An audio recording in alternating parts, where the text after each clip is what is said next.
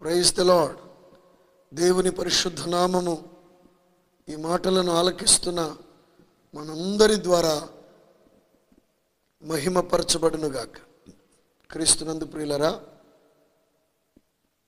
ప్రభువును రక్షకుడునైన యేసుక్రీస్తు వారి అద్వితీయ సత్యనామంలో మీకు, మీ కుటుంబ సభ్యులందరికీ ప్రభువైన యేసుక్రీస్తు వారు కల్వరి శిలువలో మరణించి వేదనను అనుభవించి ప్రసాదించిన గొప్ప రక్షణను, విడుదలను, స్వస్థతను, ఆశీర్వాదాన్ని నిండారులుగా మీరు పొందుకొనవలెనని ప్రభువును బట్టి నేను కోరుకుంటూ ఈ మాటలు ఆలకించుటకై మిమ్మలను ప్రేమతో ఆహ్వానిస్తున్నాం. చాలా సంతోషం.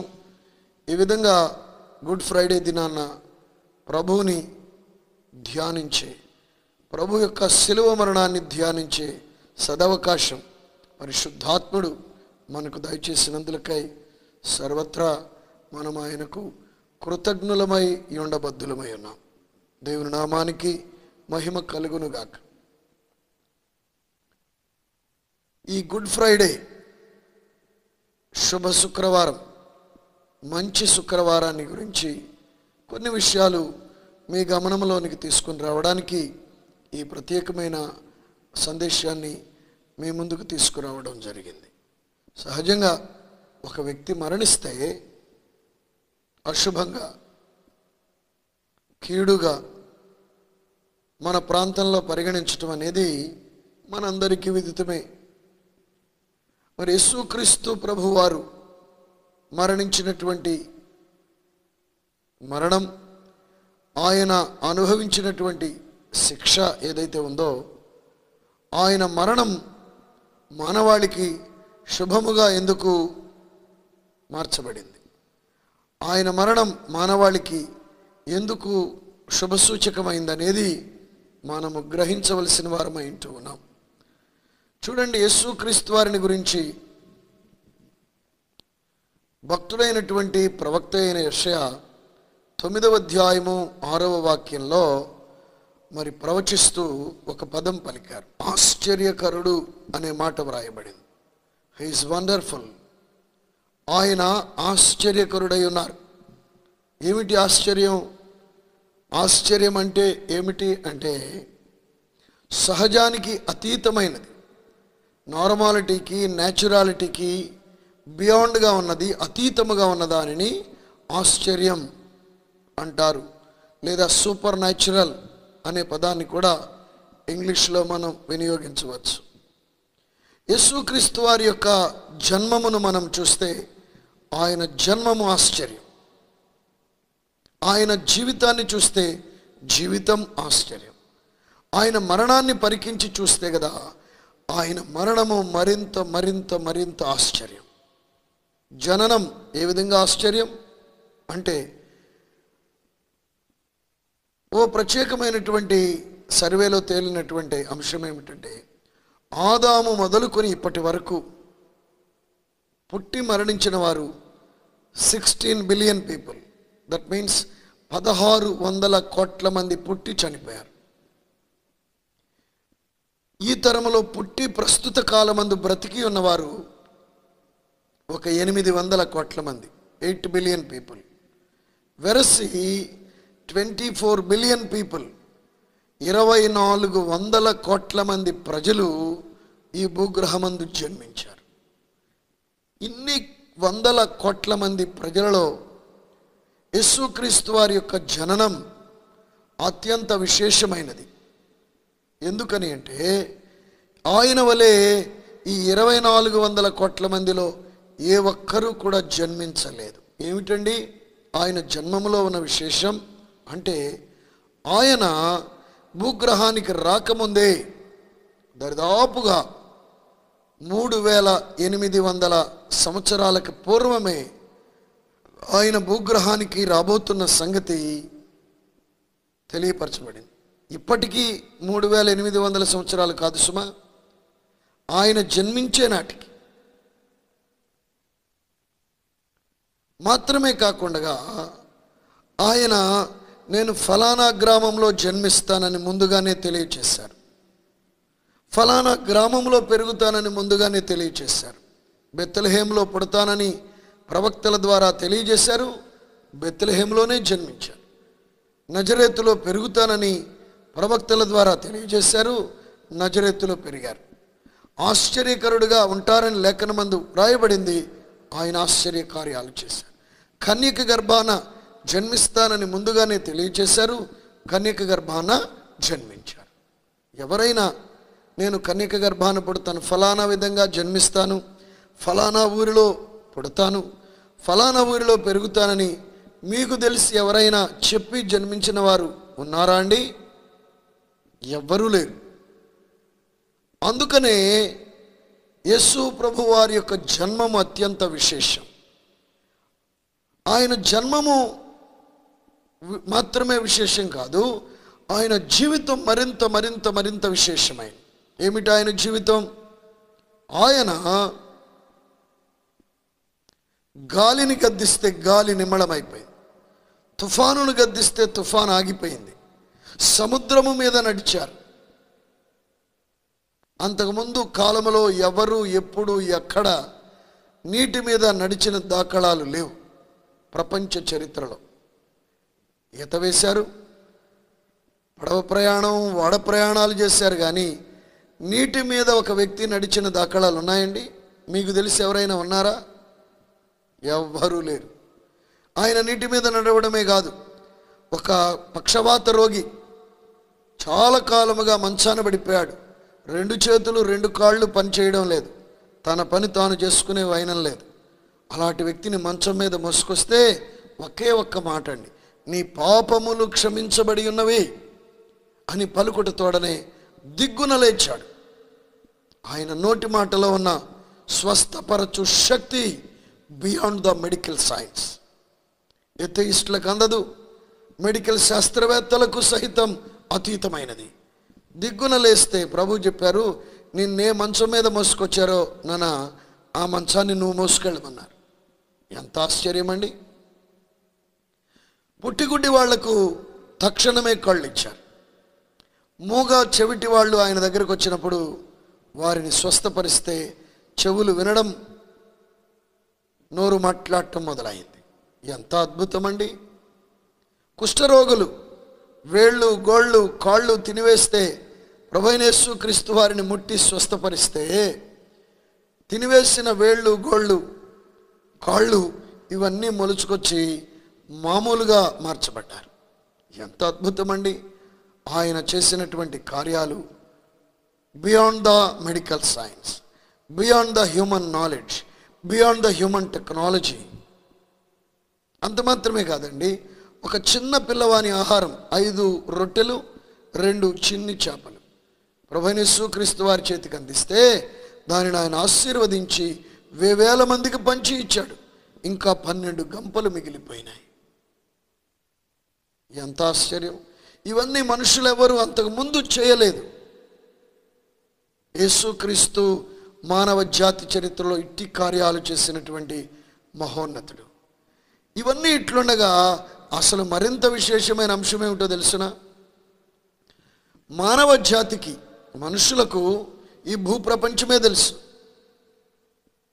భూలోక ప్రపంచాన్ని మనుషులందరూ ఎరుగుదురు. అయితే ఈ మానవాళికి ఆయన పరలోక ప్రపంచాన్ని పరిచయం చేశారు. భూప్రపంచం మాత్రమే తెలుసు మీకు, పరమ ప్రపంచాన్ని చూపిస్తాను అని తన బోధనలలో ఆయన పరలోకమును పరిచయం చేసినాడు.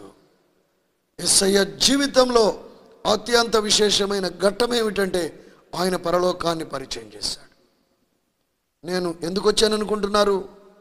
మిమ్మల్ని అందరినీ ఆ పరలోక రాజ్యం అనబడిన నిత్య జీవములోనికి తీసుకుని వెళ్ళడానికి ఒక మార్గముగా నేను వచ్చి ఉన్నానని ప్రభువారు సెలవిచ్చారు తన బోధనల సారాంశంలో.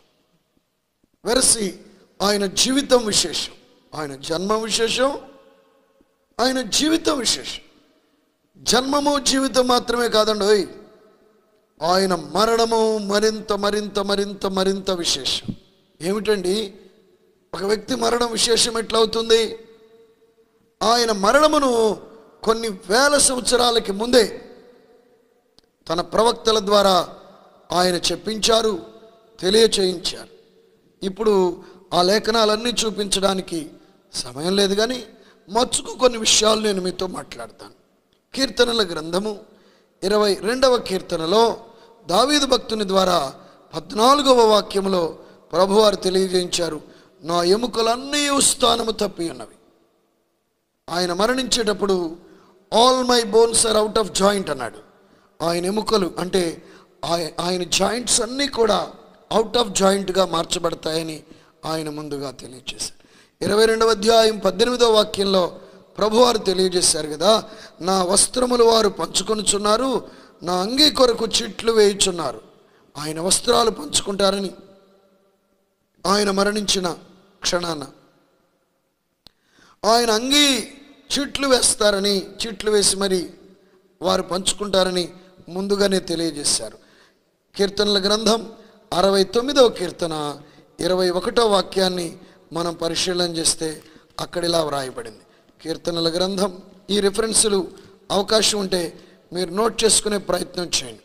అక్కడ 21లో ఇలా వ్రాయబడింది, వారు చేదును నాకు ఆహారముగా పెట్టిరి, నాకు దప్పి అయి ఉన్నప్పుడు చెరకను త్రాగనిచ్చిరి.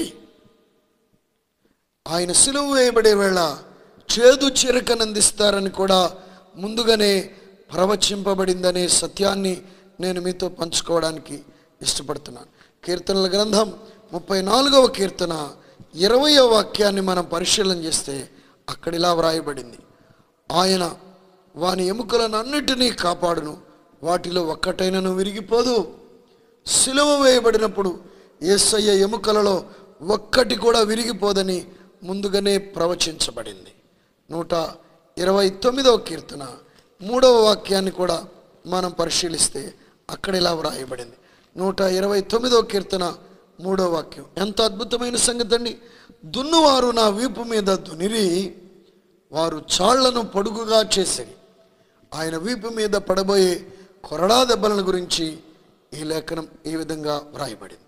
యెషయా గ్రంథం 53వ అధ్యాయాన్ని మనం పరిశీలన చేసినట్లయితే యేసుక్రీస్తు యొక్క మరణ విధానం అంతటిని ముందుగానే యెషయా ప్రవక్త ద్వారా 740 ఏండ్లకు పూర్వమే, ఆయన జన్మించుటకు 740 ఏండ్లకు పూర్వమే యెషయా ప్రవక్త ద్వారా తదితర సంగతులన్నిటినీ తెలియజేయించాడు. ఎంత అద్భుతమైనటువంటి విషయం అండి.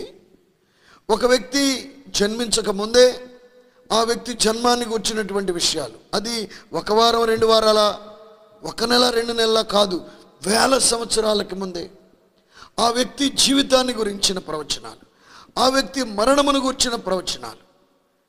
His birth is unique, his life is unique, his death is unique. He is lord Jesus Christ. ఆయనే మన ప్రభు అయిన యేసుక్రీస్తు వారు. ఎందరో జన్మించారు మహానుభావులు అనబడిన వారు, కానీ మహానుభావుల లిస్టులో ఈయన కూడా ఒకరు కారు కారు కారు. మరి ఎవరి యేసు? ఆయన గురించి లేఖనం అంటుంది, ఆయన మూలముగా సమస్తమును కలిగెను, కలిగి ఉన్నదేది ఆయన లేకుండా కలగలేదు. యోహాను సువార్త 1వ అధ్యాయం 1-2 వాక్యాలు. కొలస్సీలకు రాసిన పత్రిక 1వ అధ్యాయం 16వ వాక్యం అందు వ్రాయబడింది, ఆయన సమస్తమునకు ఆధారభూతుడు. దృశ్యమైనవి అదృశ్యమైనవి ఆయన మూలముగా కలిగెను. పరలోకమును నిర్మించిన వాడు ఆయనే, అందరి దూతలను నిర్మించిన వాడు ఆయనే, సకల ప్రపంచములను నిర్మించిన వాడు యేసు క్రీస్తు ప్రభు. ఆకాశ నక్షత్రములను నిర్మించిన వాడు ఆయనే, గెలాక్సీలను నిర్మించిన వాడు ఆయనే, సూర్య చంద్ర నక్షత్రాదులను గగన తలాన్ని నిర్మించిన వాడు ఆయనే, భూప్రపంచాన్ని, సకల సముద్రములను, ఇందులోని సకల జీవరాశులను నిర్మించిన వాడు, మరి విశేషంగా మనుష్యుని సృజించినటువంటి మహనీయుడు, సృష్టికర్త ఆయన. అందరి మాదిరిగా 2 కాళ్ళు 2 చెవులు ఉన్నాయి. యేసుక్రీస్తు కూడా అంతే ఉన్నాయి కదా. అందరి మాదిరిగా సహజ మానవుడు అనుకోవడానికి వీలు లేదు. ఆయన సకల లోక సృష్టికర్త అయి ఉండి ఒక ప్రత్యేకమైన పని మీద భూగ్రహానికి దిగి వచ్చారు. లిసన్, ఇక్కడ ఒక విషయాన్ని మీరు గ్రహించవలసి ఉన్నది. ఆదాము మొదలుకొని దేవుడు జన్మింపజేసిన ప్రతి మానవుడు భూమి మీద జీవించుట కొరకు ఆయన చేత సృజించబడ్డాం. ప్రతి మానవుని జన్మము బ్రతుకుట కొరకే, ఆయన చిత్తము చేయుట కొరకు, ఆయన చిత్తము చేస్తూ జీవించుట కొరకు. కానీ ప్రభువైన యేసుక్రీస్తు వారి జన్మం ఎందుకో తెలుసునా అండి? ఆయన మరణించుట కొరకు జన్మించాడు. ప్రతి మానవుడు జీవించుట కొరకు జన్మిస్తే ఆయన మరణించుట కొరకే జన్మించాడు. అదేమిటండి? అదేమి అశుభపు మాట అండి అన్నట్లుగా ఉంది కదూ. అశుభపు మాట కాదు. సహజంగా ఎవరైనా చనిపోయారంటే అయ్యో చచ్చిపోయారా, అయ్యో పాపం అంటుంటారు. మరణం విచారాన్ని కలిగిస్తుంది. కానీ యేసయ్య మరణం దానికి భిన్నంగా ప్రజల జీవితాలలో సంతోష సమాధానాలను చేకూర్చి, అది ఒక గొప్ప ఎక్స్చేంజింగ్ పాయింట్. మనందరికీ తెలుసు, రోడ్ల ప్రక్కన అక్కడక్కడ అప్పుడప్పుడు ఎక్స్చేంజింగ్ మేళా పెడతారు. పాత బైక్ తెచ్చి క్రొత్త బైక్ తీసుకొని వెళ్ళండి, పాత మిక్సీ తెచ్చి క్రొత్త మిక్సీ తీసుకొని వెళ్ళండి. యేసు ప్రభు యొక్క శిలువ మరణం, శిలువ త్యాగం ఏదైతే ఉందో అది గ్రేట్ ఎక్స్చేంజింగ్ మేళా. మనుష్యుడు తన శాపముతో, పాపముతో, తన రోగముతో, తన అప్పులతో, తన మరణాపేక్షతో, పరిష్కరించబడలేని సమస్యలతో సిలువలో విరలాడుచున్న యేసు యొద్దకొస్తే ఆయన ఏం చేస్తాడో తెలుసిన? ఆ శాపమంతటిని తీసుకొని, ఆ పాపమంతటిని తీసుకొని ఆయన వారికి ఆశీర్వాదాన్ని ప్రసాదిస్తాడు. పాపమును తీసుకొని పరిశుద్ధతను ప్రసాదిస్తాడు. అర్ధాయుష్ను తీసుకొని దీర్ఘాయువును ప్రసాదిస్తాడు. మానవుని యొక్క ప్రతి సమస్యకు శిలువ శ్రమలో గొప్ప పరిష్కారం అన్నది, 100% సొల్యూషన్ ఉన్నది. నీవెవరైనా నీ మతం చూడడు, నీ కులం చూడడు, నీ రంగు చూడడు, నీ ఫినాన్షియల్ స్టేటస్ చూడడు, నీవు స్త్రీవా పురుషుడు అని చూడడు. ఆయన కేవలం ఏం చేస్తాడు తెలుసునా? ఆయన దగ్గరకు వస్తే చాలు, ప్రభువా ఈ సమస్యలో వచ్చాను ప్రభు అంటే ఆయన నీ సమస్యను తాను తీసుకొని నీకు విడుదలనిస్తాడు. శిలువ ధ్యానములో గొప్ప విడుదల పరిష్కారం అన్నది. తడవు చేయక మనము శిలువ ధ్యానాన్ని పరిష్కరించుదాం. దేవుని పరిశుద్ధ నామమునకు మహిమ కలుగునుగాక. ఏమిటండి? ఒక వ్యక్తి మరణం ఇంత ప్రాచుర్యములోనికి రావడం, యేసుక్రీస్తు వారి జన్మము ఈ భూగ్రహములో ప్రాచుర్యము చెందినంతగా మరి ఇంకెవరి జన్మము ప్రాచుర్యము చెందలేదు. యేసుక్రీస్తు వారి జీవితం ప్రచురము చేయబడినంతగా మరి ఇంకెవరి జీవితము ప్రచురము చేయబడలేదు. ఈ రెండింటికంటే ఎక్కువగా యేసయ్య మరణము ప్రకటించబడినంతగా మరి ఇంకెవరి మరణము ప్రచురించబడలేదు. ఏమిటండి? ఒక వ్యక్తి ఎప్పుడో 2000 సంవత్సరాల క్రితం చనిపోతే ఇప్పుడు ఆ మరణాన్ని ప్రచురం చేయడం ఏమిటి? యేసయ్య మరణాన్ని ప్రచురము చేయడానికి వినియోగించబడినన్ని వేదికలు, డయస్లు ఏవైతే ఉన్నాయో మరి ఇంకెవరిని గురించి బోధించడానికి వినియోగించబడలేదు. యేసయ్య మరణాన్ని గురించి బోధించడానికి ఉన్నంతమంది వక్తలు, బోధకులు మరి ఇంకెవరి మరణాన్ని గురించి బోధించడానికి, మరి ఇంక ఏ అంశాన్ని గురించి బోధించడానికి కూడా లేరు అనేది ప్రాపంచిక సత్యం. యేసయ్య మరణాన్ని గురించి బోధించడానికి వినియోగించబడినన్ని మైక్ సెట్స్ మరి ఇంకెవరి మరణాన్ని గురించి బోధించడానికి వినియోగించబడలేదు. యేసయ్య మరణాన్ని గురించి బోధించబడడానికి వినియోగించబడినన్ని మైదానాలు, గ్రౌండ్స్, స్టేడియంస్ మరి ఇంకెవరి మరణాన్ని గురించి బోధించడానికి వినియోగించబడలేదు. బాగా చెప్తే ఒక వ్యక్తి జీవితం గురించి చెప్పొచ్చండి, కానీ ఒక వ్యక్తి మరణాన్ని గురించి ఎవరు బోధించరు. చనిపోయిన 4 రోజులు ఏదో హాట్ టాపిక్గా మాట్లాడతారు, తర్వాత కాలగర్భంలో కలిసిపోతుంది వారి మరణ వార్త. మళ్ళా ఫ్రెష్గా ఏవో న్యూసెస్ వస్తాయి, వాటి మీదకి ఫోకస్ వెళ్ళిపోతుంది మానవులది. కానీ ఇక్కడ ఒక మనుష్యుడున్నాడు, ఆయన మామూలు మనుష్యుడు కాదు, ఆయన పరలోకము నుండి దిగి వచ్చిన దైవ మానవుడు. ఆయన మరణము విశేషమైనది. ఏమిటండి విశేషం? మాకెందుకండి చెప్తారంటే ఇక్కడే ఉన్నది ప్రాముఖ్యమైన అంశం.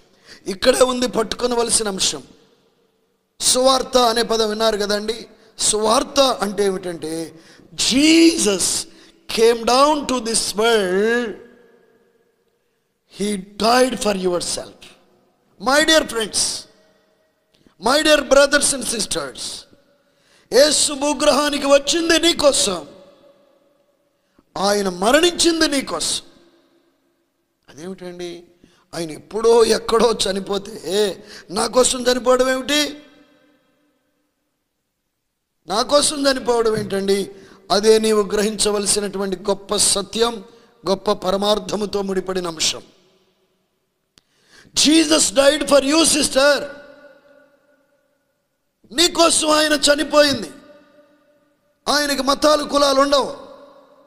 ఆయన సూర్యునితో పోల్చబడ్డాడు, నీతి సూర్యుడు. సూర్యునికి మతాలు కులాలు ఉంటాయండి? ఈ రెండు మనుషుల కల్పితాలు కదా. కాబట్టి యేసు భూలోకానికి వచ్చింది, మరణించింది నీకోసం. నా కోసమా? అవును. నీ పాపము నీతో వచ్చింది నీవు పుట్టినప్పుడు. ఈ విషయం సైన్స్ వాళ్ళు చెప్పరు, సోషల్ స్టడీస్ టీచర్ చెప్పరు, మ్యాథమెటిక్స్ లెక్చరర్ చెప్పరు, ఏ శాస్త్రాన్ని బోధించేవారు చెప్పరు. నీవు పుడుతూ పుడుతూ వస్తూ కులాన్ని కాదు తెచ్చుకున్నది, మతాన్ని కాదు తెచ్చుకున్నది, పాపం తెచ్చుకున్నావు. ఆది పితరుడైన ఆదామును మొదటి మనుష్యుని ద్వారా వచ్చిన పాపం నీ పుట్టుకతో వచ్చింది. ఆ పాపం నీలో ఉండి నీవు పెరుగుతూ ఉన్నావే, పాపం కూడా పెరుగుతూ ఉంటుంది. పాపము పెరిగి పెరిగి ఒక దినాన్న పరిపక్వమై నీ మరణము తరువాత ఈ శరీరములో ఇంతకాలము నివసించిన స్పిరిట్ బాడీ, ఆత్మదేహాన్ని నీవు మరణించిన వెనువెంటనే ఈ శరీరములో నుండి ఆత్మదేహం వేరై భూమి క్రింది భాగాలలో ఉన్న అగ్నిగుండములోనికి వెళ్ళిపోతుంది. యేసు ఎందుకు నీ కొరకు దిగివచ్చి నీ మరణాన్ని, నీ శిక్షను ఆయన భరించారంటే నీ పాపాన్ని ఆయన మీద వేసుకొని, నీ శాపాన్ని తన మీద వేసుకొని నీకు బదులుగా ఆయన శిక్షను అనుభవించాడు. ఒక వ్యక్తి 1 కోటి రూపాయలు అప్పు అయిపోయాడు. ప్రస్తుతం అతడు 1,00,000 రూపాయలు కూడా అప్పు కట్టలేని పరిస్థితి. అతను ఎంత ప్రయత్నించినా అప్పు తీర్చలేని పరిస్థితి. అలాంటి పరిస్థితుల్లో ఏం చేయాలండి? అతను తలక్రిందులుగా తపస్సు చేసినా అప్పు తీరదు. అలాంటి పరిస్థితుల్లో తనకు సంబంధించినటువంటి వ్యక్తి వచ్చి అతను కట్టవలసిన పంతటిని, లేకపోతే అతనికి మరణశిక్ష విధించే పరిస్థితి ఉంది, అతడు కట్టవలసిన అప్పంతటిని కట్టి ఆ అప్పు కట్టిన రిసిప్ట్ తెచ్చి ఈ బాబును బంధించిన వారికి గనక చూపిస్తే ఆ బాబుని ఎలా విడిచిపెడతారు?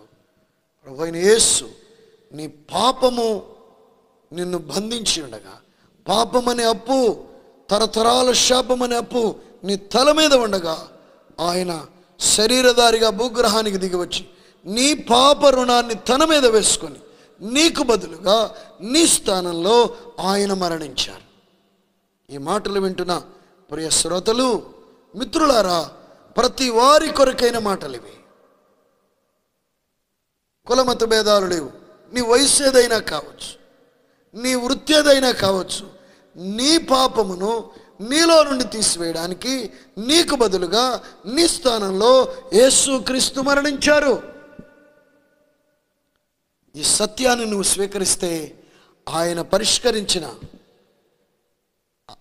పరిహరించడానికి సిలువలో చేసిన యజ్ఞం నీ పక్షాన ఫలిస్తుంది. నీ పాపము నీ నుండి పరిహరించబడుతుంది. నీ పాపము నీ నుండి వేరు చేయబడుతుంది. నీవు పరిశుద్ధుడు అయిపోతావు, పవిత్రీకరించబడతావు. శాంక్టిఫికేషన్ అంటారు ఇంగ్లీష్లో. నీవు చేయవలసింది ఏంటంటే, యేసు భూలోకానికి వచ్చింది నా కోసమేనన్న సంగతి సువార్తలో నాకు తెలియపరచబడింది. యేసు కలువరి సిలువలో నిలువెల్లా నలిగిపోయి మరణించింది నా కోసమేనన్న సంగతి నాకు అర్థమైంది. నేను దాన్ని హృదయమంతటితో మనస్ఫూర్తిగా నమ్ముతున్నాను అని గనక నీవు హృదయంతో అంగీకరించగలిగితే సిలువలో ఆయన చేసిన త్యాగం నీ పాపాలు పరిహరించడానికి వెంటనే అప్లై అవుతుంది.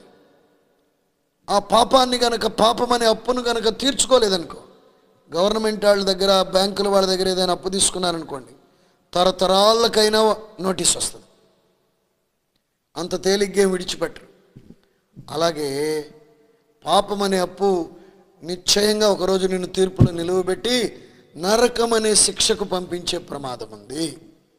ఇది ఆప్షన్ కాదు. ప్రతి ఒక్కరూ ఖచ్చితంగా పాప రుణం తీర్చుకోకుండా చనిపోతే అగ్నిగుండానికి వెళ్ళి తీరవలసిందే. యేసు గుడ్ ఫ్రైడే రోజు కలువరి సిలువలో ఎందుకు మరణించారంటే, నీ పాప రుణాన్ని నీవు తీర్చుకోలేవు కాబట్టి నీ పాప రుణాన్ని ఆయన తీర్చడానికి నీ స్థానంలో నీకు బదులుగా ఆయన సిలువకు అప్పగించబడ్డారు. కాబట్టి యేసయ్య పొందిన శిక్ష అది ఆయనది కాదు, అది నీది, నాది, అది మనది. ఈ సత్యాన్ని విశదపరచడానికి ఈ మెసేజ్ ద్వారా మీ ముందుకు రావడం జరిగింది. ప్రియ శ్రోతలు గమనించండి, కొన్ని ప్రాముఖ్యమైన విషయాలు ప్రభు యొక్క సిలువను గురించి నేను తెలియజేస్తాను. శ్రద్ధగా ఆలకించండి.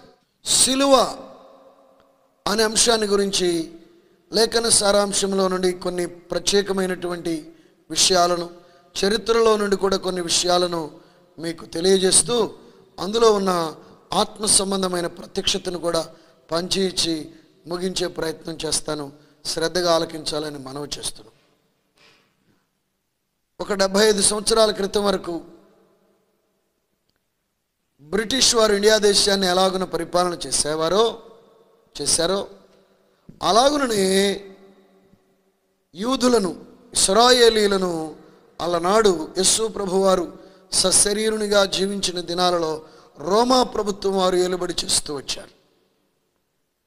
రోమా గవర్నమెంట్ వారి యొక్క నియమ నిబంధనలకు వ్యతిరేకంగా జీవించిన వారిని అనేక రకాలైనటువంటి శిక్షలతో వారు మరి దండించేవారు. రోమన్ శిక్షా స్మృతుల్లో అల్టిమేట్ శిక్షా స్మృతి ఏమిటంటే, ఇక ఆఖరు మెట్టు శిక్షా విధానం ఏమిటంటే శిలువ మరణం. ప్రభువైన యేసు క్రీస్తు వారి కంటే ముందు చాలామంది నేరస్తులు, ఘోరస్తులు సిలువ వేయబడి చనిపోయారు.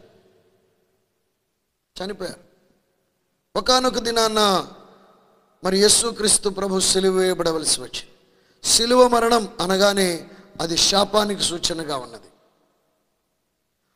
ఒకవేళ ఎవరికైనా కలలో సిలువ గనక కనిపిస్తే ఏంటి ఇంత కీడు కనబడింది అన్నట్లుగా భావించేవారు. నేరస్తుల్ని, ఘోరస్తుల్ని ఎవరినైనా సిలువ వేస్తూ ఉండగా ఆ మార్గం గుండా ఎవరన్నా వెళుతూ దూరం నుండి చూస్తే, అమ్మో ఘోర కృత్యం చూశాను, అశుభం కదా అన్నట్లుగా భావించేవారు. సిలువకు విలువ లేదు. సిలువ శాపానికి సూచనగా ఉన్నది, మరణానికి సూచనగా ఉన్నది. అలాంటి సిలువ, శపితమైన అనుభవంలో ఉన్న సిలువ ఒకానొక దినాన్న ఒక మహోన్నతుడిని కలుసుకుంది. ఒక మహోన్నతుడు సిలువను సంధించాడు. అంతే, సిలువకున్న నిర్వచనం మారిపోయింది, సిలువకున్న అర్థం మారిపోయింది, సిలువకున్న విలువ మారిపోయింది. ఆ సిలువ శాపానికి గుర్తు కాస్త ఆశీర్వానికి శుభసూచకమైపోయింది. దేవుని నామానికి మహిమ కలుగును గాక. హల్లెలూయా. ఆ సిలువే ప్రతి వ్యాధికి, ప్రతి సమస్యకు, ప్రతి బంధకానికి విముక్తి, విమోచన, పరిష్కారముగా మార్చబడింది. ఆశీర్వాదానికి సూచన అయిపోయింది, శుభసూచకమైపోయింది. ఆ తరువాత యేసయ్యను సిలువ కలుసుకున్నాక సిలువ విలువ మారిపోయిన తరువాత చూస్తే కదా, ఎక్కడ చూసినా సిలువే. గుడిలో సిలువ, బడిలో సిలువ, మెడలో సిలువ, ఏమండి, ఇంటిలో సిలువ, అమెరికన్ పార్లమెంటులో సిలువ, ఆయా దేశాల ఆఫీసుల్లో సిలువ, ఎక్కడ చూడండి సిలువ, సిలువ, సిలువ. ఏమిటి దీనికి ఇంత ప్రాచుర్యం? శపితమైన అనుభవంలో ఉన్న సిలువ ఆశీర్వాదానికి సూచనగా ఎందుకు మారిందంటే యేసుని కలుసుకున్నది సిలువ. త్వరగా కొన్ని విషయాలు మనం అధ్యయనం చేద్దాం చరిత్రలో నుండి. చూడండి, సిలువ యొక్క ప్రస్థానం ఎక్కడి నుండి ప్రారంభమైందంటేనండి, యేసుక్రీస్తు ప్రభు శుక్రవారం నాడు మన విధానం ప్రకారంగా 9 గంటలకు సిలువనెక్కారు. గురువారం సాయంత్రం 7 గంటల నుండి జరిగిన ప్రస్థానాన్ని నేను మీతో పంచుకోవాలని ఆశపడుతూ ఉన్నాను. గురువారం సాయంత్రం 7 గంటలకి అంటే యూదుల క్యాలెండర్ ప్రకారం మనం ఫాలోఅప్ చేసేటటువంటి గ్రెగేరియన్ క్యాలెండర్ 12 నుండి 12కి ఒకరోజు కదా. వారికి అలా కాదండి, సాయంకాలం 6 నుండి మళ్ళా సాయంకాలం 6కి వస్తే ఒకరోజు. దట్ మీన్స్ గురువారం సాయంత్రం 6లోనే వారి యొక్క శుక్రవారం ఉదయం ప్రారంభమైంది. గమనించారని నేను అనుకుంటున్నాను. అర్థమైందండి? కాబట్టి గురువారం రాత్రి 7 గంటలకు అపోస్తల కార్యములు 2వ అధ్యాయములో ఏ మేడగదిలోనికైతే పరిశుద్ధాత్ముడు దిగి వచ్చాడో అదే మేడగదిలో ప్రభువైన యేసుక్రీస్తు వారు తన శిష్యులతో కూడా లార్డ్ సప్పర్ ఆచరించడానికి, ప్రభురాత్రి భోజనం ఆచరించడానికి, పస్కా విందును ఆచరించడానికి కూర్చున్నారు. మరి అక్కడ వారు 4 రకములైనటువంటి ప్రభు ఆశీర్వాదాలను అధ్యయనం చేసి వారు 6 పాటలు పాడినట్లుగా చరిత్ర తెలియజేస్తుంది. 113వ కీర్తన, 114, 115, 116, 117. అక్కడికి ఎన్ని అయినాయండి? 13, 113, 114, 115, 116, 117. 5 పాటలు. 136వ కీర్తన 6 పాటలు యేసుక్రీస్తు శిష్యులు కలిసి అక్కడ అధ్యయనం వారు ఆరాధించినట్లుగా మనం చూస్తాం. తరువాత 4 రకములైనటువంటి పాత్రలలో వారు పానమును సేవించారు, పస్కా విందును ఆచరించారు. ఆ విధముగా పస్కాను అక్కడ ఆచరించారు. అయితే పస్కాకి ముందు ఈ శిలువ ప్రస్థానం ఎక్కడి నుండి ప్రారంభమైందంటే అక్కడ ప్రభువైన యేసు మేడగదిలో ఒక బౌల్ తీసుకొని శిష్యుల పాదాలను అందులో పెట్టి ఒక మగ్గుతో వాటర్ పోసి ఆ పాదాలను శుద్ధి చేసి ఒక తువాలుతో తుడిచినట్లుగా లేఖనమందు వ్రాయబడింది. పాదశుద్ధి కార్యక్రమం. మనం కూడా కొన్నిసార్లు మరి 31st నైటు పాదశుద్ధిని మనము చూస్తూ ఉంటాం కదా. పాదశుద్ధి కార్యక్రమం చేస్తాం, తర్వాత బల్లారాధనలోనికి మనం వెళతాం. అక్కడ పాదశుద్ధి చేయడం వెనుక దైవోద్దేశం ఏమిటో తెలిసిన దేవుని బిడ్డలారా, ఒకరి పాదములు మరి ఒకరు కడగడం అంటే ఎదుటి వ్యక్తిని తనకంటే యోగ్యులుగా ఎంచడం. ప్రభువైన యేసు శిష్యులను యోగ్యులుగా ఎంచాడు. మనకు తెలుసు తోమా గారు ఎంత నమ్మకం కలిగి ఉంటాడు. మనకు తెలుసు పేతురు గారు అబద్ధాలు ఆడకుండా ఎంత నిష్ఠగా ఉండగలడు. ఎవరి లోపాలు వారికి ఉండగా అట్టి వారందరి పాదాలు కడిగి వారిని యోగ్యులుగా ఎంచాడు. చరిత్ర మనం చూస్తే కదా చాలా బాగా గమనించవలసిన రివల్యూషన్ అండి ఇది. చరిత్ర మనం చూస్తే ఒక ఇస్కరియోతు వాడైన యోధా మినహాయించి తక్కిన వారందరూ ప్రభు కొరకు మహాద్భుతమైన సేవ చేసి ఆ తక్కిన 11 మందిలో 10 మంది హతసాక్షులయ్యారు. యోహాను భక్తుడు మాత్రం సహజ మరణం పొందారు. వారు అంతటి మహాద్భుతమైనటువంటి సేవ చేయడానికి అపోస్తలులుగా కారణం ఏంటో తెలిసిన ప్రభువైన యేసు వారిని యోగ్యులుగా ఎంచాడు పాదశుద్ధి ద్వారా. పాదశుద్ధి ద్వారా ఆయన యోగ్యులుగా ఎంచడాన్ని బట్టి బికాజ్ ఆఫ్ హిస్ ఫెయిత్ వారు యోగ్యులుగా మార్చబడి వారు ఆశీర్వదించబడ్డారు, వారు వాడబడ్డారు, వారు దేవుని చిత్తం చేయగలిగారు. దేవుని పరిశుద్ధ నామానికి మహిమ కలుగును గాక. మరి ఒక విషయాన్ని కూడా ఈ పాదశుద్ధిలో నుండి ఇంకొక ప్రత్యక్షతను మీతో పంచి ముందుకు వచ్చేస్తాను.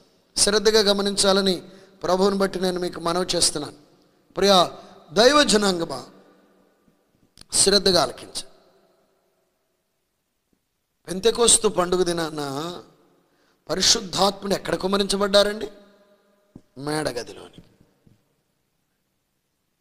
మేడగదిలోనికే పరిశుద్ధాత్ముడు ఎందుకు వచ్చారు అనే దానికి ఒక అద్భుతమైన చరిత్ర ఏమిటంటే అక్కడ శిష్యుల పాదాలను కడిగి ఓ గొప్ప దీనత్వాన్ని శిష్యులకు మాదిరిగా చూపించాడు. అక్కడ నుండి గొప్ప ప్రత్యక్షత ఏమిటో తెలిసిన, where there is lowliness there will be the Holy Spirit. ఎక్కడ దీనత్వము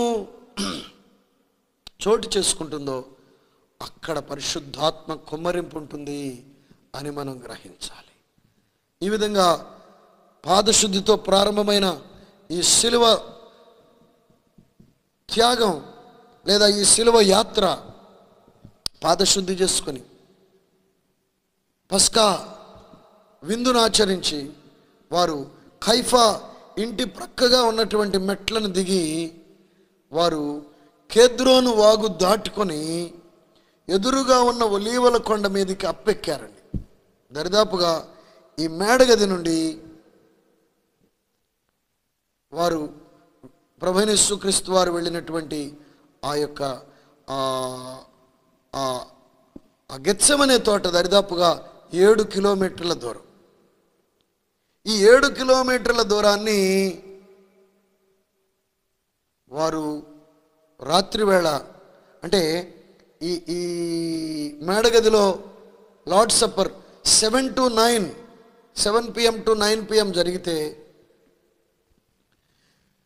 9 గంటల నుండి ఆ గది నుండి బయలుదేరి ప్రస్థానం మొదలు పెడితే 7 గంటలు దివిటీలు పట్టుకొని వారు కాగడాలు పట్టుకొని గెత్సెమనేకి వెళ్ళారు. శిష్యులందరూ గార్డెన్ వెలుపటున్నారు. 3 శిష్యులను ఆయన వెంట పెట్టుకున్నారు లోపటికి. పేతురు, యోహాను, యాకోబు అనబడినటువంటి 3 శిష్యులను వెంట పెట్టుకుని వారిని ఒక చెట్టు దగ్గర కూర్చుండబెట్టి, నాయనలారా మీరు ఇక్కడ ప్రార్థన చేస్తూ ఉండండి, నేను వెళ్ళి తండ్రికి ప్రార్థించి వస్తానని ప్రభు వెళ్ళి అక్కడ గెత్సెమనేలో ప్రార్థించి ఆయన ఒక మహాద్భుతమైన ఒత్తిడికి గురయ్యారు. ఆ ఒత్తిడిలో జరిగినటువంటి సంభవం ఏమిటో తెలుసిన, ఆయన నరములు చిట్లిపోయి ఆయన స్వేదరంధ్రాలలో నుండి రక్తము స్రవించి చుక్కలు చుక్కలుగా ఆయన దేహము నుండి ఆయన వస్త్రపు చెంగు నుండి రక్తపు చుక్కలు పడినట్లుగా లేఖన సారాంశంలో మనం గమనిస్తూ ఉంటున్నాము దేవుని బిడ్డలారా. ఆ విధంగా యేసుక్రీస్తు వారు ఎందుకు అంత యాగని అనుభవించారు? ఇక్కడ ఒక విషయాన్ని చరిత్రలో నుండి మీకు చెప్పనేయండి. 1635 ఆ ప్రాంతంలో ఇటలీ దేశంలో ఉన్నటువంటి పార్లమోనియా అనే ప్రాంతంలో ఒక గొప్ప దైవజనురాలు సేవ చేశారు. ఆమె పేరు మార్గరెట్. ఈమె ప్రభువుని నేరుగా కలుసుకునే దైవ ప్రత్యక్షతలు కలిగినటువంటి వనిత. దరిదాపుగా 40 పర్యాయములు ప్రభు ఆమె ఎద్దుకు వచ్చి ముఖాముఖిగా మాట్లాడారు. ఆమె అడిగిన కొన్ని సందేహాల్లో ఒక భాగంగా ప్రభువారు ఇచ్చినటువంటి ఒక జవాబు. ఆయన జవాబులో చెప్పిన మాట ఏమిటంటే, కుమారి, నేను కొరడా దెబ్బలు అనుభవించినప్పుడు, తలలోనికి ముళ్ళు దించబడినప్పుడు, నా మీద సిలువనెత్తి యాత్ర చేయిస్తున్నప్పుడు, మరి గొల్గొతాకి వెళ్ళి నా ఎముకలన్నీ జాయింట్స్ ఊడిపోయేలాగిన వాళ్ళు లాగి మేకలు కొట్టినప్పుడు నేను అనుభవించిన వేదనకు మించిన వేదన నేను గెత్సెమనేలో అనుభవించానని ప్రభువు మార్గరెట్ తల్లి గారికి చెప్పారు. గొప్ప దైవజనురాలు. 1635లో ప్రభు ఈ మాట చెప్పారు ఆమెకు. ఇటలీ దేశంలో పార్లమోనియా అనే ప్రాంతంలో ఆమె సేవ చేశారు. నేను గెత్సెమనేలో అనుభవించిన యాగనినే ఎక్కువ అన్నారు. ఏమిటండి, గెత్సెమనేలో ఆయనకి ముళ్ళు దించలేదు, వీపంతా చీల్చలేదు, ఎముకలన్నీ స్థానం తప్పేలాగున లాగి మేకులు కొట్టలేదు. ఎందుకు ఈ వేదనకు మించిన వేదన గెత్సెమనేలో అనుభవించారు? Here is a revolution. ఇక్కడ ఒక ప్రత్యక్షత ఉంది, దాన్ని మీరు పట్టుకోగలగాలి. చాలా జాగ్రత్తగా ఆలోచించండి, వినండి, మీ పుస్తకాలలో నోట్ చేసుకునే ప్రయత్నం చేయండి. ఇప్పుడు బాప్తిస్మం ఇచ్చే యోహాను ఒక మాట చెప్తారు, ఇదిగో లోక పాపములను మోసుకొని పోచున్న దేవుని గొర్రెపిల్ల. ఇశ్రాయేలులో ప్రత్యక్ష గుడారంలో యాజకులు, లేవీల నుండి ప్రత్యేకించబడిన యాజకులు మరి ఒక బలి వస్తువు మీద చేతులుంచి, ఒక గొర్రె మీద చేతులుంచినప్పుడు ఏ కుటుంబీకులైతే దాన్ని తెచ్చారో ఆ కుటుంబీకులందరి పాపాలు ఆ గొర్రెలోనికి ప్రవేశించి ఆ గొర్రె పాపముగా మారిపోతుంది. ఆ గొర్రెను వధించినప్పుడు అక్కడ గొర్రె వధించబడటం కాదు కానీ పాపము వధించబడినట్లుగా మనం గ్రహించాలి. ఇప్పుడు అన్ని తరాలలో, అన్ని యుగాలలో సర్వలోక మానవాళి పాపాలన్నీ ప్రభువైన యేసుక్రీస్తు అనే దేవగొర్రె పిల్ల మీద మోపబడుతుంది. ఆయన అప్పుడు పాపముగా మార్చబడినట్లుగా కొరింథీ 2వ పత్రికలో వ్రాయబడింది. ఎప్పుడైతే ప్రభువు పాపముగా మారుతారో పరమ పరిశుద్ధుడైన తండ్రి హస్తము విడిచిపెట్టాల్సిన పరిస్థితి వస్తుంది. తండ్రిని విడిచిపెట్టడానికి ససేమిరా ఇష్టం లేదు. తండ్రితో అపార్ట్ అవ్వడానికి, తండ్రితో వేరైపోవడానికి యేసయ్య ససేమిరా ఇష్టపడటం లేదు. ఒకవేళ అలా తండ్రితో మరి వేరవకుండా ఉండాలంటే ఈయన పాపముగా మార్చబడకూడదు. ఈయన మీద లోక ప్రజలందరి పాపాలు బనాయించబడకూడదు. బనాయించబడకపోతే ఏమవుతుంది? వీరందరూ చచ్చి నరకానికి వెళ్తారు. ఒక ప్రక్క ఇన్ని కోట్లాత్మల అగ్నిగుండంలోనికి పంపలేక, అలా అని తండ్రిని విడిచిపెట్టలేక, ఈ రెండు తలంపుల మధ్య తీవ్రమైన ఒత్తిడికి గురై హైపర్ టెన్షన్కి ఆయన నరములు చిట్లిపోయి స్వేదరంధ్రాలలో నుండి రక్తం వచ్చింది. ఇక్కడ ఒక ప్రత్యక్షత ఉందండి. సర్కమ్స్టెన్సెస్ ఏవైనా దేవునితో ఉన్న సహవాసాన్ని నీవు కోల్పోకూడదు. కొంతమంది చీమ చిట్టుకుమంటే చర్చి మానేస్తారు. కొంచెం ఆరోగ్యం బాగోకపోతే ఆదివారపు ఆరాధన విస్మరిస్తారు. కొంతమంది పెళ్లి కాకముందు ఆధ్యాత్మికంగా మరి వారి యొక్క తల్లి సంఘంలో ఎంతో ఎదిగి మెట్టినింటికి వెళ్ళి, అత్తగారింటికి వెళ్ళి అక్కడున్న పరిస్థితులు అనుకూలించకపోతే అసలు పూర్తిగా ప్రభువునే ప్రక్కన పెట్టేస్తున్నారు. ఎంత ఘోరం అండి! యేసయ్య శిలువ శ్రమ ధ్యానంలో 600 తండ్రి నుండి వేరవడానికి ఆయన సస్యమీరా ఇష్టపడలా. అంత తీవ్రమైనటువంటి ఒత్తిడికి గురవడానికి తండ్రిని విడిచిపెట్టడానికి ఇష్టపడలేదు. అయినను తండ్రి చిత్తము కాబట్టి తండ్రి తనను విడిచిపెట్టవలసిందిగా ఆజ్ఞ జారీ చేశాడు కాబట్టి ఆ కాసేపు విడిచిపెట్టాడు. ఇక్కడుండి ఆ పాఠాన్ని తీసుకోండి. ప్రభువుని ఏ పరిస్థితుల్లో విడిచిపెట్టావు దేవుని బిడ్డ? దేవునితో సహవాసం, సంఘ సహవాసాన్ని దూరం అయిపోయి, కొంచెం డబ్బులు వచ్చినాయని, కొంచెం స్థితి మారిపోయిందని, కొంచెం పరిస్థితులన్నీ మెరుగుపడ్డాయని రెక్కలు కట్టుకుని ఎగురుతున్నావా? జాగ్రత్త, అవన్నీ ఊడిపోయే రోజు ఒకటి వస్తుంది. తీర్పులో నిలబడే రోజు ఒకటి వస్తుంది. లెక్కలు అడిగి ప్రభువు నిన్ను తీర్పు తీర్చే రోజు ఒకటి వస్తుంది. ఎట్టి పరిస్థితుల్లో నీవు ఏ అనుభవంలో నుండి ఎదిగి ప్రభువుని సేవించి వెళ్ళావో ఆ అనుభవాన్ని కోల్పోకని దేవుని బట్టి నేను మీకు మనవి చేస్తాను. ఆ విధంగా ఆయన ప్రార్థన చేసి ఆయన నరాలు చిట్లిపోయి చెమట రంధ్రాల్లో నుండి రక్తం స్రవించిన తరువాత ప్రార్థన ముగించి ఆయన శిష్యుల దగ్గరికి వచ్చాడు. ఈ లోపుగా ఇస్కరియోతు వాడైన యోధా వారి దగ్గరికి వెళ్ళి 30 వెండి నాణేలకి ఆయన చూపిస్తానని డీల్ కుదుర్చుకోవడం, అక్కడ నుండి ఒక గుంపు జనాంగం బయటకు వస్తుంది. యేసయ్య వచ్చి చూసేసరికి ఈ ముగ్గురు గుర్రపెట్టి నిద్రపోతా ఉన్నారు. గుర్రపెట్టి నిద్రపోతున్నారు. ఎవరండి? పేతురుని గురించి ప్రభు ఏం ఆశించాడు? అధికారం ఇచ్చాడు. ఆయన వెళ్ళిన తర్వాత ఈ యొక్క పరిచర్య భారం అంతా నడిపించాల్సిన బాధ్యతలు అప్పగించాడు. పరలోక రాజ్యపు తాళపు చెవులు ఇచ్చాడు. అంత బాధ్యతగా మరి ప్రభువైన యేసుక్రీస్తు వారు అప్పగింపబడబోయే ఆ శిలువ త్యాగం కొరకు యేసయ్యకి చాలినంత మరి దైవ కృప ఉండాలని, లేదా తండ్రి నడిపింపు ఉండాలని ప్రార్థించవలసినటువంటి పేతురు నిద్రపోతే ఎలాగండి? ఆయన మెలకువగా ఉండి యోహానుతో యాకోబుతో ప్రార్థించాల్సిన ఆయన నిద్రపోతుంటే ఎలాగా?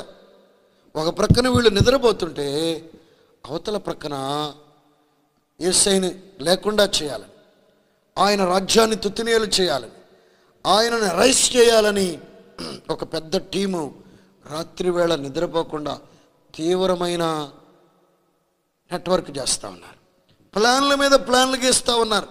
యేసయ్యని తీసేయాలి, లేకుండా చేసేయాలని పెద్ద టీమే బయలుదేరిందండి.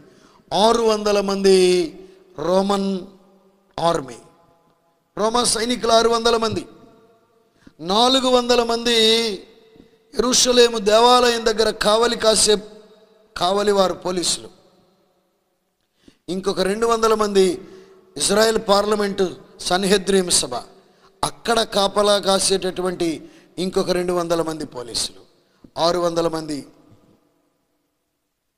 రోమన్ ఆర్మీ, 400 మంది టెంపుల్ గార్డ్స్, అంటే యెరూషలేము దేవాలయం దగ్గర కావలి కాసే వాళ్ళు పోలీసు వారి ఒక రకంగా, పార్లమెంటు దగ్గర కావలి కాసే 200 మంది, మొత్తం 1200 మంది పోలీసు సిబ్బందితో శాస్త్రులు పరిసయ్యులు బయలుదేరి యేసయ్యను అరెస్ట్ చేయడానికి వచ్చారు. యేసయ్య గెత్సెమనేలో నుండి బయటకు వస్తున్నారు. వీడు వెళ్ళి ముద్దు పెట్టుకోవడం, వారు యేసు ప్రభువుని పట్టుకోవాలని చూసినప్పుడు ఆయనలో నుండి ప్రభావము బయలు వెళ్ళి వారందరూ పడిపోయారు. తరువాత ప్రభువే తనకు తానుగా వారికి అప్పగించుకున్నాడు. అక్కడ పాఠం ఏమిటో తెలిసిన, వాళ్ళేదో యేసు ప్రభువుని పట్టుకుని తీసుకెళ్ళి హతమార్చేశారు కాదు, అలాగైతే ససేమిరా చేయలేరు. యేసయ్యే యావత్ మానవాళి విమోచనార్థమై తనను తాను అప్పగించుకున్నాడు. ఇదే విషయాన్ని యేసు ప్రభు పుట్టిన తర్వాత 400 ఏండ్ల తర్వాత వచ్చినటువంటి మహమ్మద్ గారు యూదయ ప్రాంతానికి వెళ్ళి కొన్ని విషయాలు సేకరించి వచ్చి ఖురాన్ రాశారు. అక్కడ వాళ్ళు చెప్పిన మాట ఈయన రాశారు. ఏమని? యేసయ్య అన్నారు, వాళ్ళు నన్ను పట్టుకొనను లేదు, చంపను లేదన్నారు. అంటే అక్కడ ఎందుకు తన యొక్క ప్రభావాన్ని ప్రదర్శించి వారందరూ పడిపోయినట్లుగా చేశారంటే, వాళ్ళేదో ఆయన అరెస్ట్ చేసి తీసుకెళ్ళి చంపేయడం కాదు, యేసయ్యే తనకు తానుగా అప్పగించబడ్డారు. వారు నన్ను పట్టుకొనడం లేదు, చంపను లేదు, ఖురాన్లో ఉన్నమాట. అంటే దాని అర్థం ఏంటంటే, వాళ్ళు వచ్చి నన్ను పట్టుకెళ్ళి చంపడం కాదు, నాకు నేనే మనుష్యుల విమోచనార్థమై అప్పగించబడి బలి అయ్యానన్నటువంటి విషయాన్ని ముస్లిం కాంగ్రిగేషన్ అపార్థం చేసుకుంటుందనే విషయాన్ని ముస్లిం సోదరులకు కూడా నేను విన్నవిస్తూ ఉన్నాను. ప్రియ దేవుని బిడ్డలారా, యేసుక్రీస్తు వారిని సుమారుగా రాత్రి 12 గంటలకి వారు అరెస్ట్ చేశారు. అక్కడ నుండి ఉదయం 6 గంటల లోపు ఈ 6 గంటలలో 6 న్యాయస్థానాలకు వాళ్ళు తీసుకుని వెళ్ళారు. మొట్టమొదటిగా మాజీ ప్రధాన యాజకుడైనటువంటి అన్న అనేటటువంటి వ్యక్తి దగ్గరకు తీసుకుని వెళ్ళారు. ఆయన్ని ఏదైనా నేరం చూపిద్దామంటే అక్కడ ఆయన వల్లేం కాల. తరువాత అప్పటి ప్రస్తుత ప్రధాన యాజకుడైనటువంటి కయపా దగ్గరికి తీసుకుని వెళ్ళారు, అతని వల్ల కాల. ఆ తరువాత యూదులకు రాజుగా ఉన్నటువంటి హేరోదు దగ్గరికి తీసుకుని వెళ్ళారు, అక్కడ నేరం రుజువు అవ్వాల. ఆ తరువాత రోమన్ ప్రభుత్వ గవర్నర్గా ఉన్నటువంటి పిలాతు గారి దగ్గరికి తీసుకుని వెళ్ళారు, 4వదిగా, అక్కడ నేరం రుజువు కాల.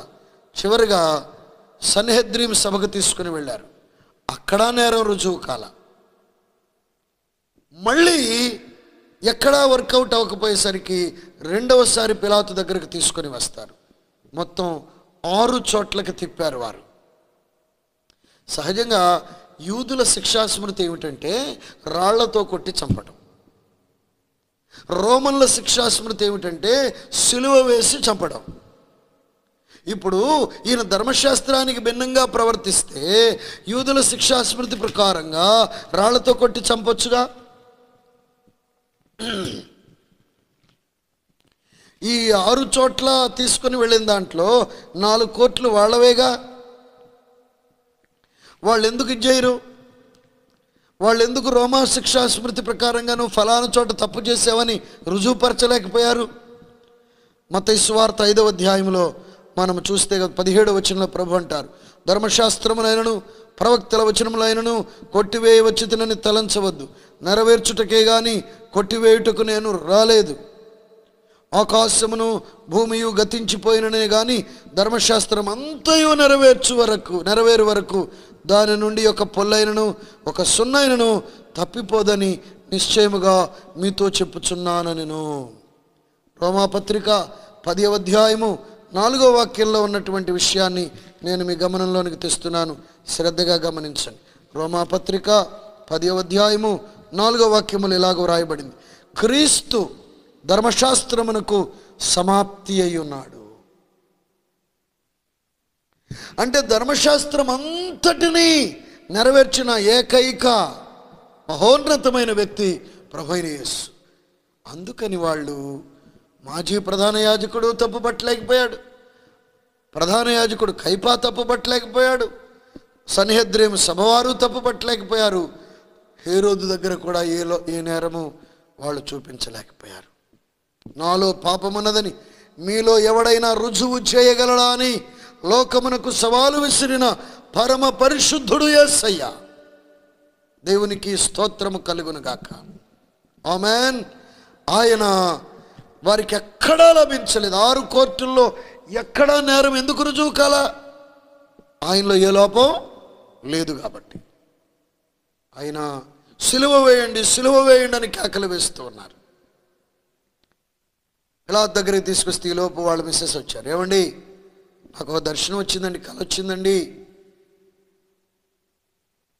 ఆయన నీతిమంతుడండి, ఆయన జోలికి మనం వెళ్ళకూడదండి, ఆ శాపం మన మీదకి మన బిడ్డల మీదకి వస్తుందండి అంటే పేతురు గారు పిలాతు గారు అన్నారు, ఆయన ఆ నీతిమంతుడి జోలికి నేను వెళ్ళను, ఆ శాపం నా మీదకి నా బిడ్డల మీదకి రాకుండానట్లు. ఇక్కడ సిలువ వేయండి, సిలువ వేయండి అని కేకలు వేస్తున్నారే, యూదులలో ఉన్నటువంటి ప్రభువుని అంగీకరించకుండా చంపాలని ప్రయత్నిస్తున్నటువంటి గుంపు వాళ్ళు అంటున్నారు, ఏమండి గవర్నర్ గారు, శాపం వస్తుందా? ఏదో ఆయన్ని సిలువ వేసి చంపేస్తే శాపం వస్తుందా? ఏంటి సార్ మీరు మాట్లాడేది? శాపం వస్తే అది మా మీదకి మా పిల్లల మీదకి రానిండి సార్, మీకొద్దు, మేము ఏమంటున్నాంగా సిలువకు అప్పగించండి మా రిక్వెస్ట్ని బట్టి అని బ్రతిమలాడుకుంటున్నారు. సరే, ఇప్పుడు పిలాతు చేతులు కడుక్కొని ఆ శాపం పాపం నాకొద్దు బాబు, ఆ తిప్పలు మీరే పడండి అని వారికి అప్పగిస్తే వారు ఆ రక్తాపరాధం మా మీదకి మా బిడ్డల మీదకి వచ్చునుగా కన్న పాపానికి జరిగిన శాస్తి ఏమిటో తెలుసునండి. మొదటి శతాబ్దం, క్రీస్తు మొదటి శతాబ్దం 70వ సంవత్సరంలో రోమన్ కింగ్ అయినటువంటి వెస్పాసియా కుమారుడైనటువంటి టైటస్ అనే వ్యక్తి యెరూషలేం మీదకి, ఇజ్రాయెల్ దేశం మీదకి దండెత్తి వచ్చి 10 లక్షల మంది యూదులను ఒకేసారి హతమారుస్తాడు. రక్తము, మానవ రక్తము, యూదుల రక్తము యెరూషలేం వీధుల్లో మోకాళ్ళ లోతు ప్రవహించింది. భూప్రపంచ చరిత్రలో ఏ భూమి తడపబడినంతగా యెరూషలేం భూమి మానవ రక్తంతో తడపబడింది. ఏ జాతి ప్రజల రక్తము ఒలికించబడినంతగా యూదుల రక్తము ఒలికించబడింది. యేసుని వారు విశ్వసించినందువలన ఆ రక్తాపరాధం మా మీదికి మా పిల్లల మీదకి రానీయుడన్నందువలన అంత ఘోర శాపం వారి మీదకి వచ్చింది. ఇప్పుడు దేవుని బిడ్డలారా, ప్రభువుతో ఇప్పుడు ఆటలాడకూడదు. ఆయన వాక్యముతో, ఆయన చిత్తముతో, ఆయన సేవకులతో ఎప్పుడు గేమ్స్ ఆడద్దు. శాపం చుట్టుకుంటే మామూలుగా ఉండదు అది. ఆ విధంగా వారు మా మీదకి మా బిడ్డల మీదకి వచ్చునుగా కానీ ప్రభువుని పిలాతు దగ్గర నుండి తీసుకొని నేరుగా ప్రెతోరియం అనే చోటికి తీసుకుని వెళ్ళి ఆయన ఒక దొంగకు కట్టేసి ఆయనను భయంకరముగా కొరడాలతో కొట్టారు. ఇంతకుముందు ఈ వర్తమానం యొక్క ప్రారంభంలో మీకు నేను తెలియజేసినట్లుగా ఆయన వీపు దున్నబడింది. ఆయనను కొట్టిన కొరడాకు చివరి భాగంలో 9 దారాలు ఉన్నట్లుగా చరిత్రకారుల అంచనాల ప్రకారంగా తెలుస్తుంది. ఒక్కొక్క దారానికి చివరిలో ఒక గాలపు ముళ్ళు. ఆ గాలపు ముళ్ళు క్రూర జంతువు యొక్క ఎముకతో చాలా పదునుగా చెక్కబడిన గాలపు ముళ్ళు. ఒక్కసారి ఆ బలమైనటువంటి సైనికులు కొడుతుంటే యేసు ప్రభు వీపు చివరి భాగాన చెక్కబడి లాగుతుంటే 9 చారలు పడుతున్నాయి. అలా ఒకటి తక్కువ 40 దెబ్బలు, అనగా 39 కొరడా దెబ్బలు కొట్టినప్పుడు 39 × 9 351 చీరికలు పడ్డాయి. ఆయన వీపంతా చర్మము మాంసము చీల్చబడింది. అతడు పొందిన దెబ్బల చేత మనకు స్వస్థత కలుగుచును. WHO వరల్డ్ హెల్త్ ఆర్గనైజేషన్ వాళ్ళు ఇచ్చినటువంటి ఒక ఎనాలిసిస్ ఏంటంటే, ప్రపంచమంతా సర్వే చేస్తే తేలిన మదర్ ఇల్స్, తల్లి జబ్బులు ఎన్ని అంటే ఖచ్చితంగా 351 వస్తున్నాయంట. ఏమిటంటే ఆయన గాయాలు 351 చీరికలు పడ్డాయి. ప్రతి గాయములో ప్రతి తల్లి జబ్బుకు ఒక స్వస్థతని దేవుడు అమర్చాడు. దేవునికి స్తోత్రము కలుగును గాక. తల్లి జబ్బు అంటే అర్థమైందండి? జ్వరం ఉందనుకోండి, తల్లి జబ్బు జ్వరం, typhoid, malaria, dengue, viral fever, ఇవన్నీ పిల్ల జబ్బులు అన్నమాట, దాని బ్రాంచెస్. అలాగ క్యాన్సర్ ఉంటే దరిదాపుగా 4000 రకాలైన క్యాన్సర్లు ఉన్నాయని ఈ మధ్య ఎవరు అంటున్నారు. 351 తల్లి జబ్బులకు యేసుక్రీస్తు వీపు మీద 350 చారులు పడినట్లుగా, చీల్చబడినట్లుగా లేఖన సారాంశాన్ని బట్టి మనం గమనిస్తున్నాం. అలాగున ఆయన వీపంతా నుజ్జు నుజ్జుగా మారిపోయింది. చర్మము, మాంసము కండలు కండలుగా చీల్చబడింది. నువ్వు యూదులకు రాజువా అని ప్రశ్నిస్తే నువ్వు అన్నట్లు అన్నాడుగా, ఆ మాటలను జ్ఞాపకం చేసుకుని, రే మన రాజుగారు రాని పరిహాసం ఆడుతూ, అవునరా రాజుగారికి మరి కిరీటం ఉండాలిగా, అవును రావు కిరీటం ఉండాలి, కిరీటం పెడదాం ఆగండి అని వెళ్ళి ఒక ముళ్ళ మండను తీసుకొని వచ్చి, ముళ్ళ కొమ్మను తీసుకొని వచ్చి, ఆ ముళ్ళు మీలో చాలామందికి నారింజ చెట్టు ముళ్ళు తెలుసు, చూపుడు వేలంత పొడవుంటాయి, మేకుల్లాగా ఉంటాయి. అలాంటి పొడవున్నటువంటి, దరిదాపుగా చూపుడు వేలంత పొడవున్న ముళ్ళ కొమ్మను తీసుకొని వచ్చి యేసయ్య తల లోపలికి దించారు. ఈ చర్మం క్రిందన్న స్కల్ లోపలికి దిగగొట్టారు.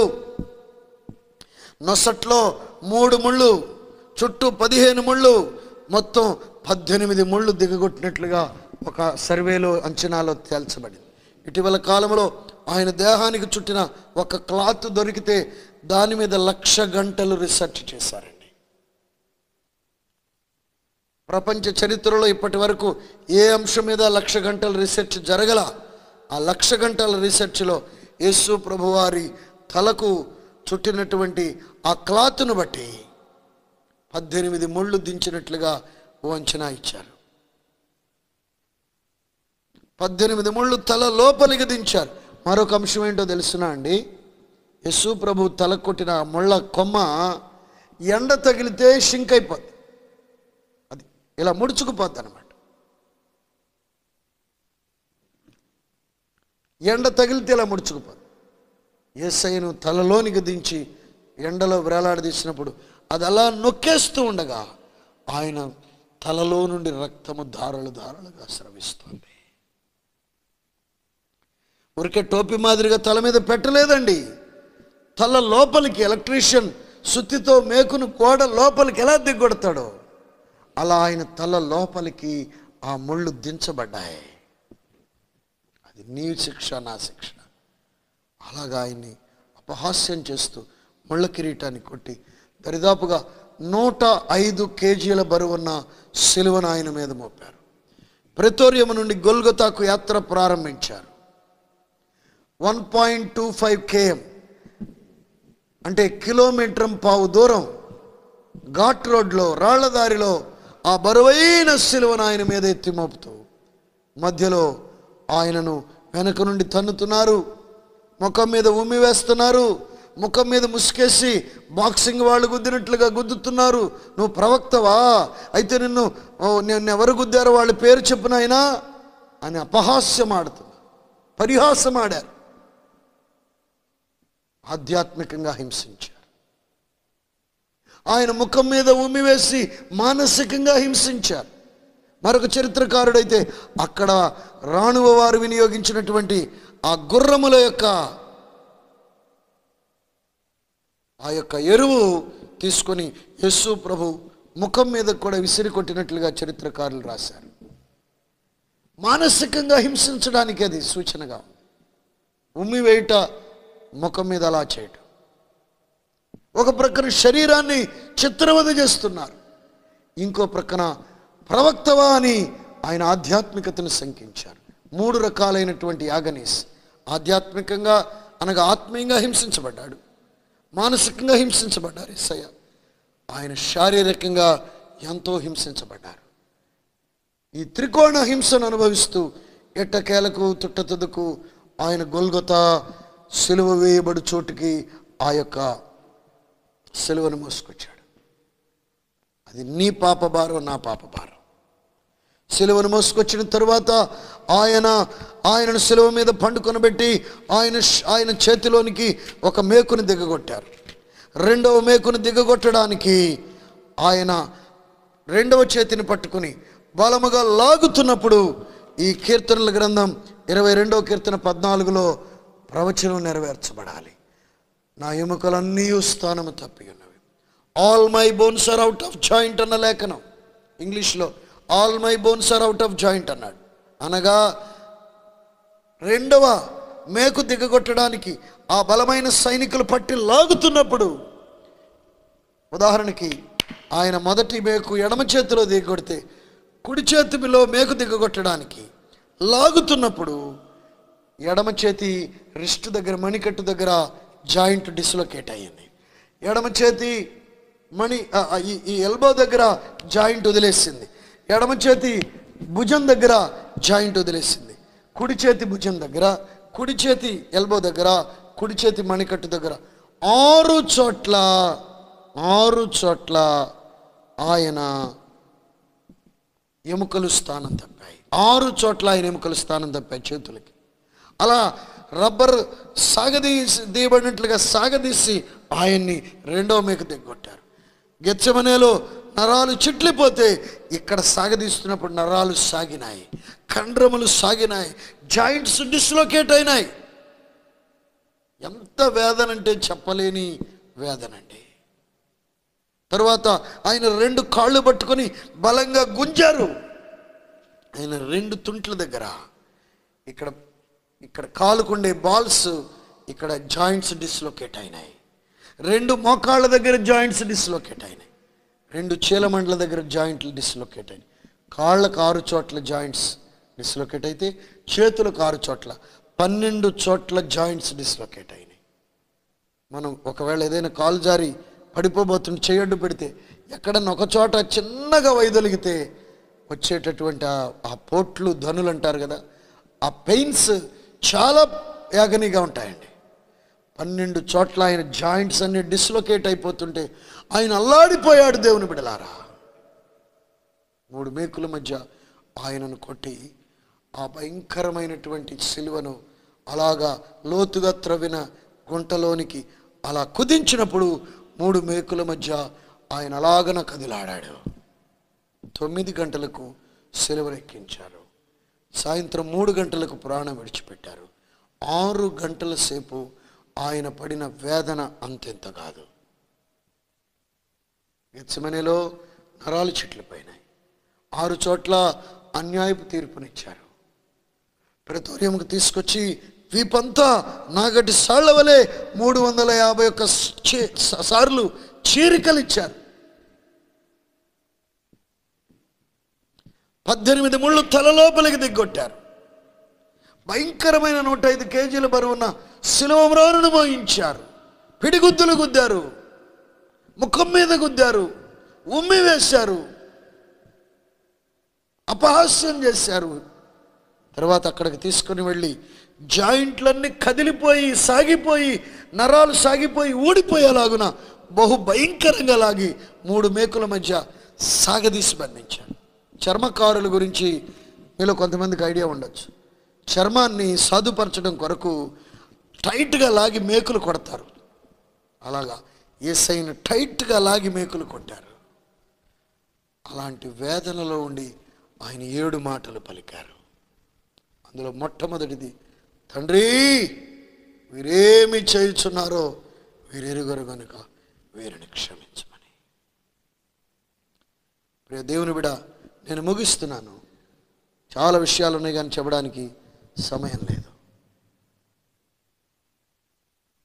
నీ మరణపు వేదన వృధా కాదు, నామది నీ వేదనలో మునిగే.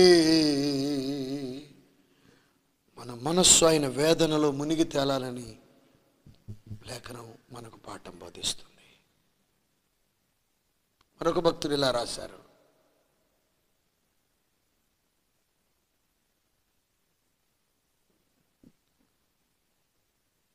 ఆయన సిలువ త్యాగం, సిలువ వేదన కఠిన శిల లాంటి హృదయాలను కరిగిస్తుంది. పరిశుద్ధ బైబిల్ గ్రంథంలో వ్రాయబడిన మాట, విరిగి నలిగిన మనస్సు, విరిగి నలిగిన హృదయం దేవునికి ఇష్టమైన బలి. గుడ్ ఫ్రైడే సిలువ ధ్యానంలో, గుడ్ ఫ్రైడే రోజు మాత్రమే కాదు సుమా, జీవితకాలం అంతటా సిలువను ధ్యానించాలి. యేసయ్య పొందిన వేదనలోనికి నీ మనస్సు వెళ్ళి మునిగి తేలాలి. ఒక్కొక్క అంశం నరాలు చిట్లినప్పుడు ఆయన పడిన వేదన, వీపంతా చీల్చబడుతున్నప్పుడు ఆయన పొందిన వేదన, తలలోనికి ఒక్కొక్క ముళ్ళు లోపలికి స్కల్ లోపలికి వెళ్ళి దిగిపోతున్నప్పుడు ఆయన పొందిన వేదన, అందులో నుండి స్రవిస్తున్న రక్తధారలన్నీ ఆ బాధ లోపలికి వెళ్ళాలి. సంగమా, నీవు ఆ బాధ లోపలికి వెళ్ళాలి.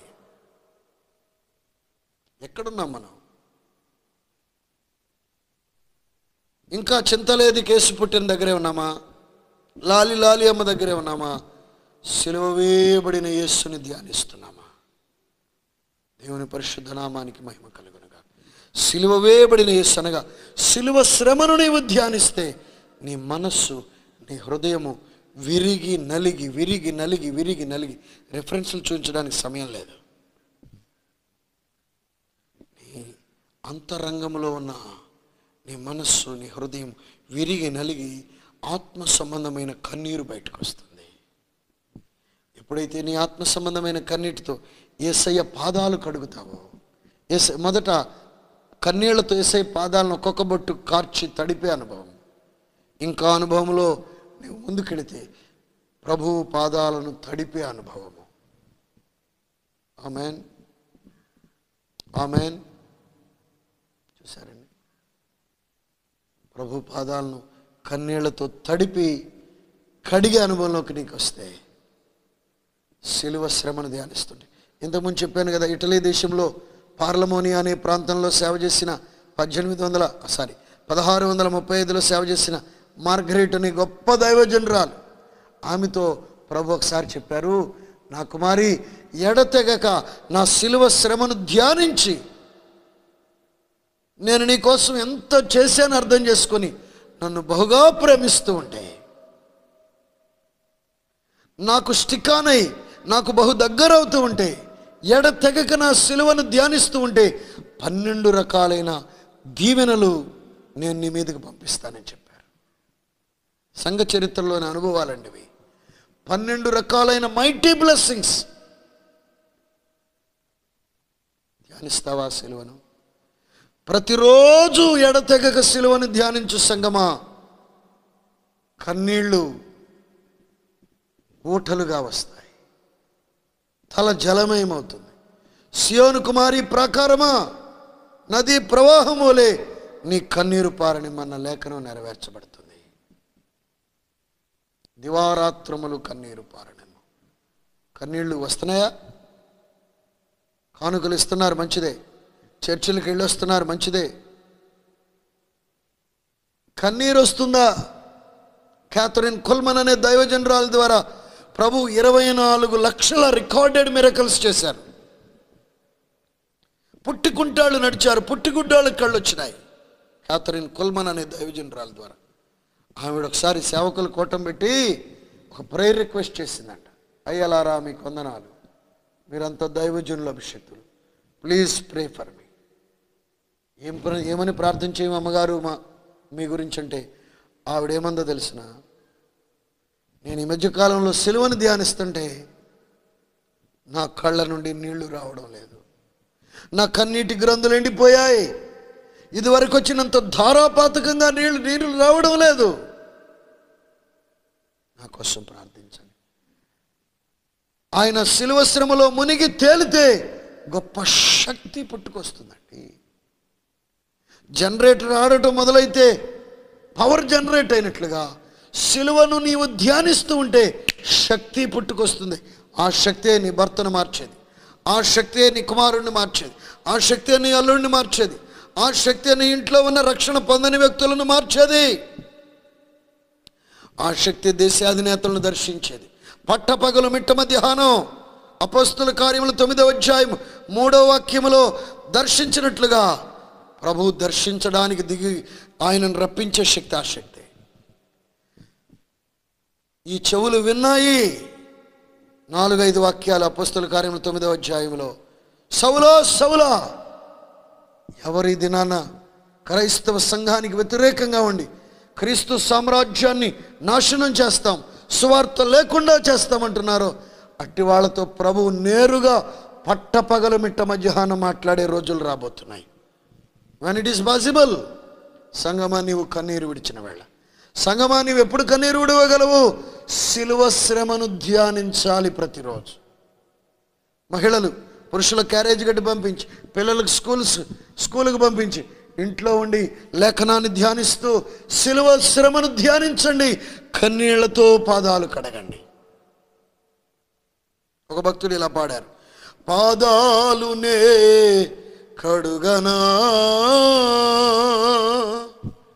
యేసు పాదాలునే కడుగనా, కన్నీటితో కడిగి పన్నీరు పూయనా, పాదాలనే కడుగనా యేసు పాదాలనే కడుగనా. పాదాలు కడిగే అనుభవంలోనికి నువ్వు రావాలి సంగమా. సిలువని ధ్యానించు. కన్నీరు నీటి ఓటలుగా రాబోతుంది. శక్తి పుట్టుకు రాబోతుంది. కట్లు బంధకాలు తెగిపోబోతున్నాయి. దుర్మార్గులను బడిన పడత్రోయబడిన దూతలు ఎన్నో కట్లు కట్టారు. నీ కుటుంబంలో వ్యక్తులను కట్టారు, నీ కాలనీలో వ్యక్తులను కట్టారు, నీ ఉన్న ప్రాంతంలో వ్యక్తులను కట్టారు. సైతానుడు కట్టిన ప్రతి కట్లను ప్రభు త్రెంచబోతున్నాడు ఈ శక్తి ద్వారా, నీవు కన్నీరు విడుచుటను బట్టి. సాతానుడు మోపిన ప్రతి కాడిని విరగొట్టబోతున్నాడు. కాడిమాను ప్రతి మోకును తుత్తునీయలు చేయబోతున్నాడు. వారిని దేవుడు విడుదల చేయబోతున్నాడు. సిలువను ధ్యానిస్తే సకల మేళ్లకు, సకల సమస్యలకు పరిష్కార కేంద్ర బిందువుగా, సకల మేళ్లకు కేంద్ర బిందువుగా సిలువ ఉన్నది. సిలువ వేయబడిన యేసుని ప్రతిరోజు చూచే కనులు దేవుడు నీకు ఇచ్చునుగాక. ఒక వ్యక్తి మరణం ఎందుకు ప్రపంచానికి శుభసూచకమైందంటే ఆ వ్యక్తి మరణం యూనిక్ డెత్. మనుషులందరి పాపాలకు పరిహారం, మనుషులందరికీ రోగాలకు పరిహారం, మనుషులందరి సమస్యలకు పరిహారం ఆ సిలువ శ్రమలో దేవుడు దాచిపెట్టాడు. స్వస్థత క్రెడిట్ అయి ఉంది. క్రెడిట్ కార్డులో డబ్బులు ఉన్నాయి, డ్రా చేసుకో. ఆశీర్వాదం క్రెడిట్ అయి ఉంది, డ్రా చేసుకో. శాపం పోయి దీవెన క్రెడిట్ అయి ఉంది, డ్రా చేసుకో.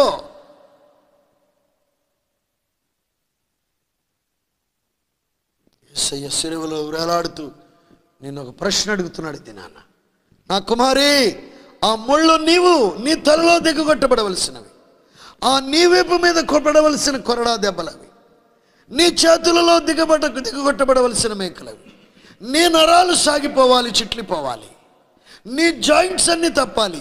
నీ శిక్షను నేను భరించి నీకు బదులుగా నేను మరణించా. I died for you my daughter, my son. ప్రభు అడుగుతున్నారు ప్రశ్న, can you live for me? నా కొరకు నీవు జీవించగలవా?